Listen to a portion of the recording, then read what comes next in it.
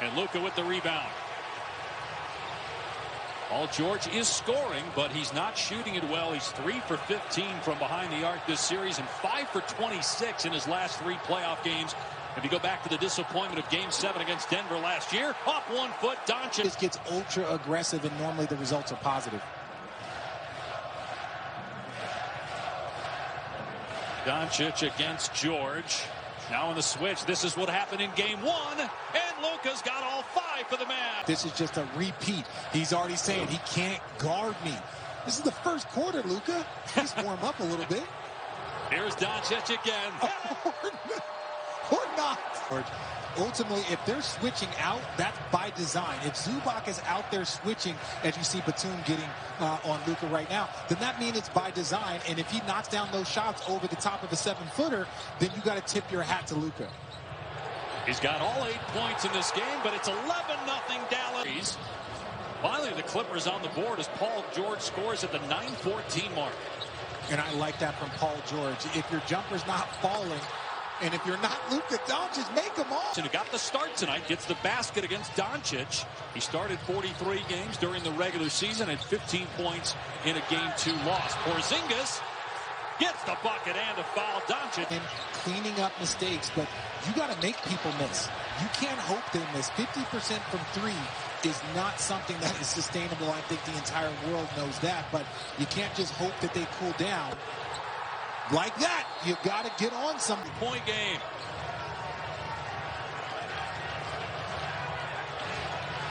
Four-second difference in the clocks here at the end of the opening quarter.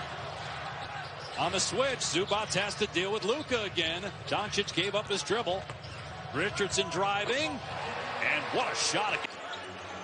He is 2 of 2 from 3, 5 of 5 from the floor, 12 points. So a great duel going on right now between Leonard and Luka. Doncic on the switch again has Zubac against him. He has owned Zubac so far in the series. There's that step back 3. Of course. 6 of 6 for Kawhi Leonard.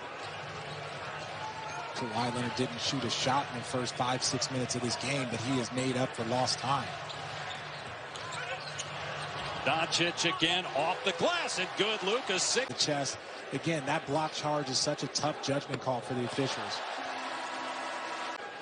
That's a nice way of saying there's no chance of them pulling it out if Chris Paul is not healthy. An excuse to kind of lay down or just lay, oh, here we go again. But they have grit. I mean, you had LeBron James on your team in 2016. The Clippers have. I'd like to say he was just under the basket. His first points of the game. Yeah, and good for Morris. Just, need to see one go in, need to see one drop. Curious to see if that'll kind of have an effect on his outside shot, just getting a little bit of a rhythm. Luka down the lane, so strong. That's one of the things. Years. Reggie Jackson knocks down another 3 for this Clipper team. Their offense has kind of woken up a little bit. 61% from the floor now. Reggie Jackson, who started the game. That was one of the changes T. Lue made. Starting for Beverly. He's got 8 points and 2 3-pointers. Clippers lead by 3. Batum on Doncic. Shot clock down to 5. Luka keeps him on his hip. Drives. Doncic gets it to fall. 20. And the Clippers have their largest lead of the game. A difference of 6 seconds in the clock. Again, it's Batum on Doncic. Paulie Stein comes to set the screen and get Zubac on Luka on the switch. Doncic spinning, hitting. Luka's got with his home playoff debut in front of 16 or 17,000 fans at American Airlines Center. Richard, what are you looking for here in the second half from both teams?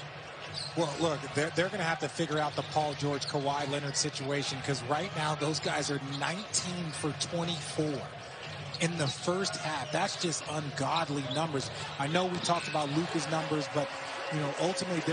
3 Clippers individually have more playoff experience than the rest of the Mavs. Serge Ibaka with 148, Rajon Rondo with 141, and Kawhi Leonard with 135. So we'll see how much that'll factor into the second half here of this pivotal Game 3 tonight. And George, no Ibaka in this game as Doncic is fouled. Count the basket. Line, you try and get on their body, and then they pull up, and you just don't have an opportunity to give them space to land. So into the lane, and a tough shot goes on the follow-it over Cleveland. That is big for the Clippers. You need to get him going. As this series progresses, you're not going to have 18 for 24. And Luka just... Game 3. He's got 27 points. He's missed a grand total of 4 shots. Team's up 5. That's the largest lead for the Clippers. We're at the midway point of the third quarter. Step back 2. Doncic on the money. At 12:30 Eastern time. Third foul on Paul George. 7-point LA lead. Here's Finney-Smith driving and kisses it home off the wing. A turnover there by the Clippers. Well, they hit a cold stretch. Again, 64% shooting from the floor for LA in this game. Doncic on the switch has Jackson on him. 34 points for Luka. Shot clock at 4. Elbow J goes down for 22 years old. Working against Rondo. Shot clock at 4. Forces that one up. Got his own miss and sticks it back up. And Rondo on him. Shot clock down to 4. Luka, step back 3. Around and out. Offensive rebound by Porzingis. Doncic, as Rondo hits the floor, no call. Brunson 3 is good.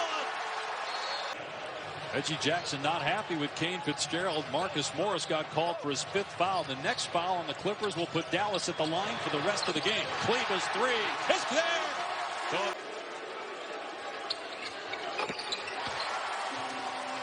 Understand that excitement and that emotion, but this is going to be something to kind of pay attention. Big time hit by Jackson from the corner, and it's a 13-point lead, the largest of the night for the Clippers.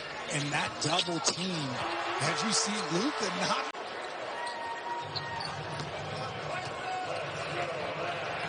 $12-point lead for the Clippers. Here's Luka, another step back 3. Got another one. That's 40.